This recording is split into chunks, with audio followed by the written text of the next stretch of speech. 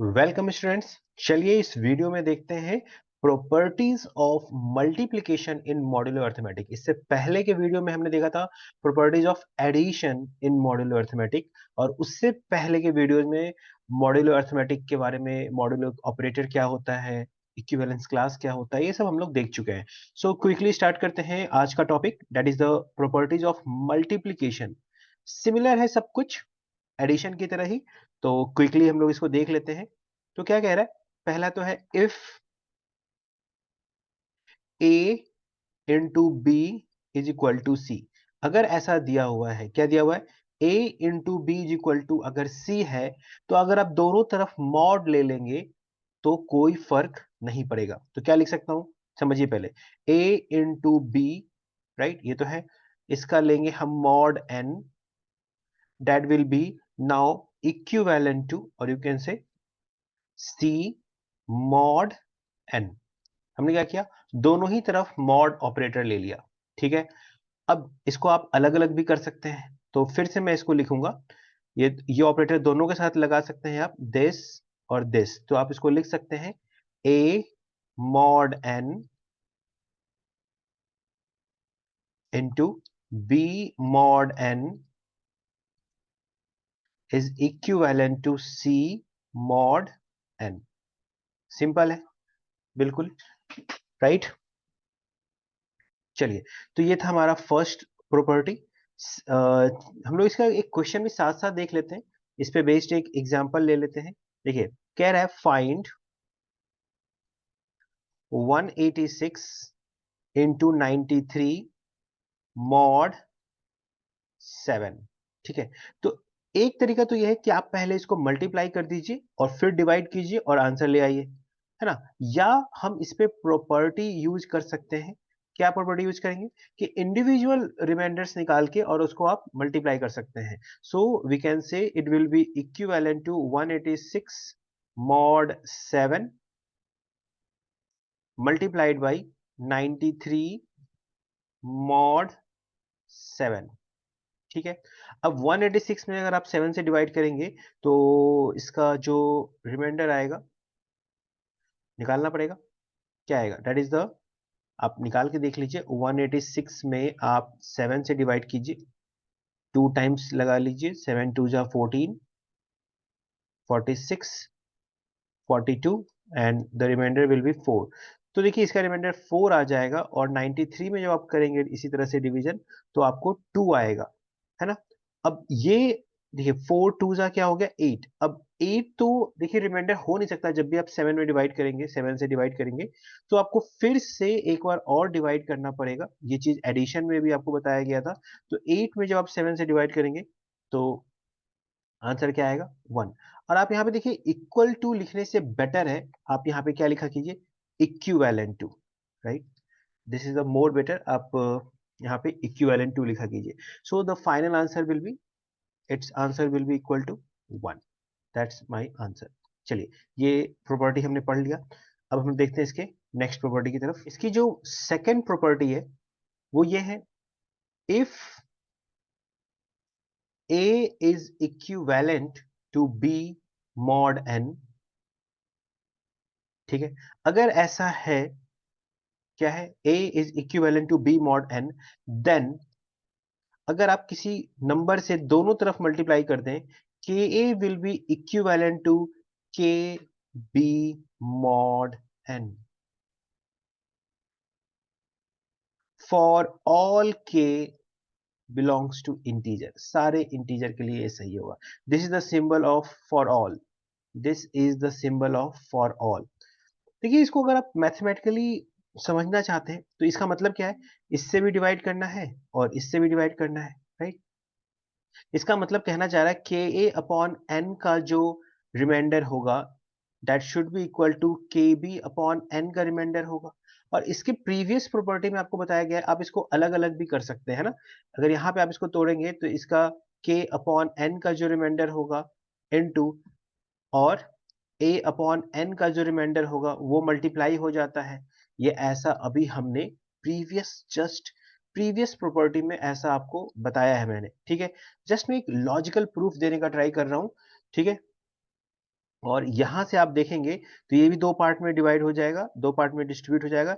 k upon n का जो remainder होगा multiplied by b upon n का जो रिमाइंडर होगा, राइट। अब आप ध्यान से सोचे तो ये तो इक्वल होना ही है। क्यों? देखिए ये k अपॉन n और k अपॉन n का रिमाइंडर ये तो सेम होना ही होना है, इसमें तो क्या सोचना, ये तो है ही सेम। और a अपॉन n और b अपॉन n और b अपॉन n का जो रिमाइंडर है वो तो सेम दिया ही हुआ है, जैसा कि आप देख सकते हैं, राइट। तो a अपॉन n और b अपॉन n का रिमाइंडर तो सेम हो जाएगा। सो ऑफ कोर्स आप देख सकते हैं कि ये तो इक्वल होगा ही होगा, बहुत सिंपल सी बात है। ठीक है, चलिए नेक्स्ट प्रॉपर्टी देख लेते हैं हम लोग, प्रॉपर्टी नंबर 3। चलिए देखिए, तो थर्ड प्रॉपर्टी क्या कहता है, if a is equivalent to b mod n and also c is equivalent to d mod n,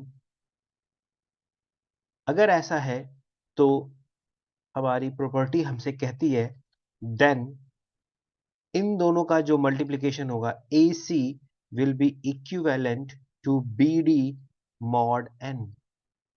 देखिए प्रॉपर्टी समझ लें, अब इसको मैं सरल शब्दों में मतलब इजी लैंग्वेज में मैं इसको एक्सप्लेन करने का ट्राई करता हूं।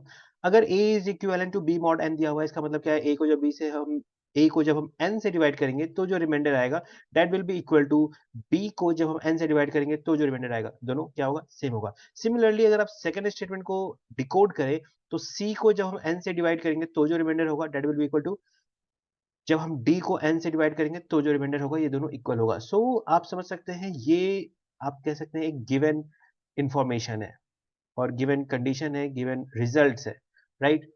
जो हमें प्रूफ करना है उसको सोचिए, ये कहना चाह रहा है, हमको ऐसा प्रूफ करने के लिए कह रहा है या समझने के लिए कह रहा है कि AC को जब हम n से डिवाइड करेंगे तो जो रिमाइंडर होगा that will be equal to BD को जब हम n से डिवाइड करेंगे तो जो रिमाइंडर होगा ये सेम होगा। अब देखिए फर्स्ट प्रॉपर्टी आपको बताई गई है, इस तरह से अगर प्रोडक्ट में अगर है तो आप इसको अलग अलग कर सकते हैं, A अपॉन n का remainder into C upon n का remainder, right. That should be equal to, ऐसा होना चाहिए किसके, यहां भी आप लगा सकते हैं first property B upon n का remainder into d upon n के रिमाइंडर, ऐसा होना चाहिए, है ना। अब देखिए ये आप फिर से सोचिए भाई, आपको पहले ही दिया हुआ है ए अपॉन एन का रिमाइंडर बी अपॉन एन का रिमाइंडर, मतलब ये इसके इक्वल है, ये दिया हुआ है। सी अपॉन एन का रिमाइंडर डी अपॉन एन के इक्वल, डी अपॉन एन के रिमाइंडर के इक्वल है, तो ये इसके इक्वल, ये इसके इक्वल, तो दोनों का प्रोडक्ट आपस में क्यों नहीं इक्वल होगा, आप सोच सकते हैं, सोचने वाली बात है। तो आई थिंक ये प्रॉपर्टी भी हम लोगों ने बहुत ही इजी लैंग्वेज में समझ लिया है, कोई बड़ी बात नहीं है। इस पे छोटे-छोटे क्वेश्चंस भी हैं, आप ट्राई कर सकते हैं। एक क्वेश्चन तो मैंने आपको खुद ही बता दिया था। चलिए एक क्वेश्चन फिर भी मैं एक और ले लेता हूँ। क्वेश्चन है, हमें रिमाइंडर निकालना है, फाइंड द रिमाइंडर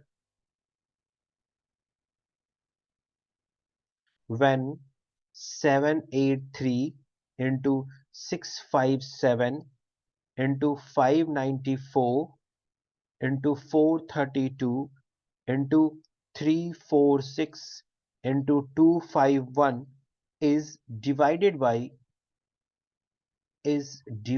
by 5। देखिए इस क्वेश्चन में सबसे पहले जो बच्चे ये सोच रहे हो कि मैं कैलकुलेटर से कर सकता हूं, तो यहाँ पे आप कैलकुलेटर से नहीं कर सकते हैं। अक्ल बड़ी की भैंस में आई थिंक यहाँ पे जो बच्चे भैंस के साथ जाएंगे वो नहीं कर पाएंगे, क्योंकि पता है जब इसका प्रोडक्ट करेंगे तो हो सकता है आपका कैलकुलेटर भी डिजिट्स इसमें इतने ज़्यादा हो जाएँगे कि आपका कैलकुलेटर भी हाथ खड़े कर देगा, राइट? वो डिजिट्स उसकी एक लिमिटेशन होती है, कोई कैलकुलेटर आपके पास 8 डिजिट का हो सकता है ना? 10 डिजिट का हो सकता है, बट ये काफ़ी बड़ा प्रोडक्ट हो सकता है, तो यहाँ पे अक्ल ही काम आना है। तो क्या हम क्या करेंगे, 5 से इसको डिवाइड कर लेंगे, है ना? जो रिमाइंडर आएगा, उसी तरह से 5 से हम इसको डिवाइड कर लेंगे, सबको हम डिवाइड कर लेंगे और जो रिमाइंडर आएगा उसका हम प्रोडक्ट कर लेंगे और फिर देखेंगे वो 5 से बड़ा है या नहीं, ठीक है? तो ठीक है, जब हम 783 को जब डिवाइड करेंगे, तो आई थिंक इसका रिमाइंडर क्या आएगा? 3 आएगा। 780 आपको पता है ना लास्ट में 5 के टेबल में हमेशा क्या आएगा? लास्ट में 0 आएगा या 5 आएगा। अब 0 आएगा तो 780, 3 बच जाएगा। यहाँ पे आप लास्ट में 5 0 और 5 हो सकता है, तो यहाँ पे 655 तक जाएंगे, यहाँ पे रिमाइंडर 2 आ जाएगा। यहाँ पे देखिए 590 तक जाएंगे, यहाँ पे रिमाइंडर 4 आ जाएगा। यहाँ पे 430 तक जा सकते हैं, यहाँ रिमाइंडर 2 आ जाएगा। यहाँ पे 345 तक जा सकते हैं, यहाँ पे रिमाइंडर 1 आ जाएगा। यहाँ पे 250 तक जा सकते हैं, यहाँ पे रिमाइंडर 1 आ जाएगा। आपको क्या करना है, इन रिमाइंडर्स को फिर से मल्टीप्लाई कर लेना है और देखना है क्या ये अभी भी 5 से ग्रेटर है, इसलिए मैंने मॉड 5 लिख दिया है। तो अगर आप इनको फिर से मल्टीप्लाई करेंगे, अब ये देखिए छोटी मल्टीप्लिकेशन हो चुकी है, 3 टू जा 6, 6 4 जा 24, 24 टू जा 48। सो 48 में जब आप 5 से डिवाइड करेंगे तो 45 टाइम्स, सॉरी 45 लग जाएगा, तो रिमाइंडर क्या आ जाएगा, 3। So our answer will be 3, और डायरेक्टली लिख सकते हैं 3, या आप लिख सकते हैं 3 मॉड 5, है ना। देखिए हमसे पूछा था find the remainder, so our answer is 3, remainder 3 होगा। या आप इसको ऐसे लिख सकते हैं 3 मॉड 5, दैट इज ये सारे इक्विवेलेंट है 3 मॉड 5 के। ठीक है, यहां तक समझ गए। इसके आगे के क्वेश्चंस करने के लिए एक फिर से ऑब्जर्वेशन करते हैं हम लोग। देखिए इस चीज को यूज किया जाता है कंप्यूटर साइंस में भी, वाइडली यूज किया जाता है जब हम लोग प्रोग्रामिंग सीखते हैं। उसमें कहा जाता है, जैसे कोई मेरा नंबर है 237, राइट, मुझे इसमें कहा था write a program to find its unit digit, to find its unit digit. अगर किसी नंबर का आपको यूनिट डिजिट निकालना हो, राइट, या किसी नंबर को रिवर्स करना हो, समझते चलिए कंप्यूटर साइंस में अगर आपने कभी प्रोग्रामिंग पढ़ी होगी थोड़ी बहुत भी, तो ये सब यूज होता है वहां पे। अगर आपको, है ना, यूनिट डिजिट पता करना हो, तो यूनिट डिजिट क्या आ रहा है, यहाँ पे 7 आ रहा है। या आपको कभी नंबर को रिवर्स करना हो, मतलब 732 करके प्रिंट करना हो अगर प्रोग्रामिंग लैंग्वेज में, तो इन सब चीजों में मॉड ऑपरेटर का यूज किया जाता है। ठीक है, तो मॉड ऑपरेटर ऐसा क्या करता है, रिमाइंडर से कैसे होगा ये काम, मैं ज्यादा प्रोग्रामिंग में नहीं जा रहा हूँ, मैं बस इस वाले केस को डील करूंगा। अगर आपको इंटरेस्ट है कि रिवर्स प्रिंटिंग कैसे होता है किसी नंबर का प्रोग्रामिंग में, तो वो आप कमेंट में लिखिए, कभी बता दूंगा। ठीक है, तो देखिए यहाँ पे क्या करना है, किसी भी नंबर का अगर आपको यूनिट डिजिट पता करना है, तो सबसे इजी तरीका है उस नंबर को आप 10 से डिवाइड कीजिए। जब भी आप 10 से डिवाइड करेंगे, तो जो रिमाइंडर आएगा, जो भी हमारा रिमाइंडर होगा, वही मेरा यूनिट डिजिट होगा फॉर श्योर। आप ट्राई करके देखिए। चलिए पहले मैं इसको ट्राई करके देखता हूँ। सो हमें क्या करना है, 237 में 10 से डिवाइड करना शुरू करना है, तो 10 टू जा 20, 337, 10 थ्री जा 30, और ये देखिए रिमाइंडर आ गया 7, और यही मेरा यूनिट डिजिट है। ठीक है, अगर आपको कोई कहता है last two digit, last two digit पता कीजिए, मतलब 10 unit digit and tens digit. मैं किसकी बात कर रहा हूं, unit digit and tens digit की बात कर रहा हूं। तो आपको क्या करना है, 100 से डिवाइड करना है। जैसे हमने क्या नंबर लिया हुआ है अभी, 237, राइट। अगर कोई मुझसे कहता है 237 का tens digit and unit digit, तो मैं क्या करूंगा, 100 से डिवाइड करूंगा। अगर आप इसको 100 से डिवाइड करके देखिए, सो 100 टू जा 200, और ये क्या आ जाएगा, 37। तो आई थिंक नाउ अब आप ऑब्जर्व कर रहे होंगे चीजों को कि क्या हो रहा है। अगर आपको यूनिट डिजिट चाहिए तो 10 से डिवाइड कीजिए, लास्ट टू डिजिट चाहिए यूनिट प्लेस से तो 100 से डिवाइड कीजिए, एंड सो ऑन। ठीक है, तो इस पे देखिए हमारे पास एक क्वेश्चन है। क्या क्वेश्चन है उसको भी हम लोग देखते हैं।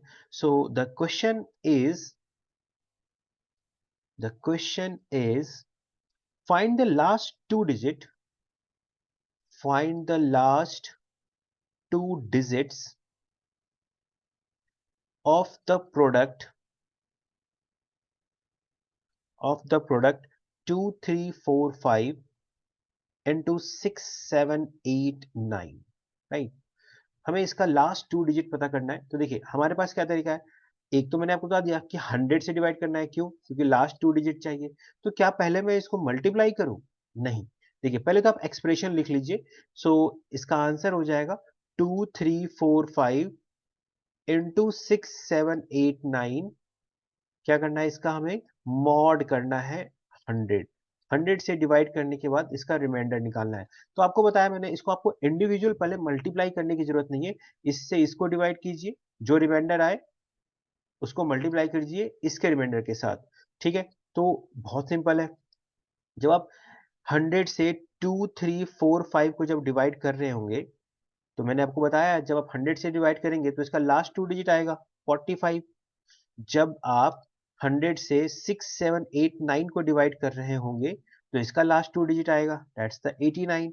और इन दोनों को आपको प्रोडक्ट करके फिर से मॉड 100 करना पड़ेगा, क्योंकि अगर रिमाइंडर 100 से ज्यादा हो नहीं सकता। अब ये छोटा सा मल्टीप्लिकेशन है, आप इसको मल्टीप्लाई कर सकते हैं 45 और 89 से, राइट। तो ये आ रहा है 4005, और फिर से आप इसको लिखिए मॉड 100, राइट।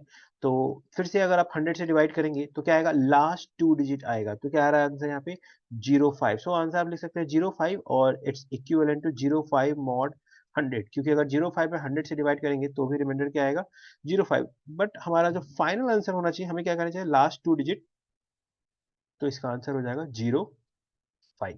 देखिए अक्ल बड़ी की भैंस में हमेशा अक्ल ही काम आएगी, ठीक है। इसी तरह से एक और क्वेश्चन ले लेते हैं जो कि हमारे बुक से ही है, एमएल अग्रवाल से ही है। इसमें क्या करना है, हमें लास्ट 3 डिजिट फाइंड आउट करनी है। तो लास्ट 3 डिजिट के लिए ओके, एक्सप्रेशन है हमारे पास 1 2 3 4 इंटू 5 6 7 8। तो लास्ट 3 डिजिट के लिए बच्चों हमें किसे डिवाइड करना होगा, 1000 से डिवाइड करना होगा। 2 डिजिट के लिए 100 था, तो 3 डिजिट के लिए 1000। So it will be 1 2 3 4 into 5 6 7 8 and mod 1000, ठीक है। तो आपको मल्टीप्लाई नहीं करना है, क्या करना है, इससे इसको मॉड, इसका रिमाइंडर निकालिए, इसका रिमाइंडर निकालिए और मल्टीप्लाई कीजिए। जब रिमाइंडर निकालेंगे तो क्या आएगा, लास्ट 3 डिजिट, तो यहाँ आ जाएगा 2 3 4, यहाँ आ जाएगा 6 7 8, और इसको मल्टीप्लाई तो करना पड़ेगा, और ये हो जाएगा मॉड 1000। ये यहाँ पे थोड़ा सा मल्टीप्लिकेशन हमें करना पड़ेगा। तो 234 इंटू 678 जब हम करेंगे तो 158652 आएगा। आप यहाँ पे इसको मल्टीप्लाई कर लीजिएगा, और this will be mod 1000, right. So देखिए 1000 से मल्टीप्लाई डिवाइड करेंगे तो रिमाइंडर क्या आएगा, लास्ट 3 डिजिट्स। तो यहाँ पे आंसर क्या आ जाएगा 652 मॉड 1000। क्या रिमाइंडर 1000 से छोटा आ रहा है, यस आ रहा है। तो आप अपने आंसर को यहाँ पे स्टॉप कर सकते हैं, टर्मिनेट कर सकते हैं अपने कैलकुलेशन को, अपने स्टेप्स को, और फाइनल आंसर हो जाएगा 652। अगर ये बड़ा आ रहा होता तो आपको फिर से आगे कंटिन्यू करना पड़ता, ठीक है। तो यहाँ पे हम लोगों ने देखा इस वीडियो में properties of multiplication in modulo arithmetic. Next video में हम लोग देखेंगे एक्सपोनेंट। एक्सपोनेंट में कैसे प्रॉपर्टी एप्लीकेबल है फॉर मॉड्यूलो ऑपरेटर, राइट। तो स्टूडेंट्स, ये वीडियो आपको कैसी लगी आप मुझे बताइए। अच्छी लगी तो इसको लाइक कीजिए, और हमारे चैनल को सब्सक्राइब कीजिए, थोड़ा मोटिवेशन मिलेगा और दूसरे बच्चों को फायदे होंगे अगर आप इसको शेयर करेंगे तो, ठीक है। तो इस वीडियो में इतना ही। Thank you, thanks for watching.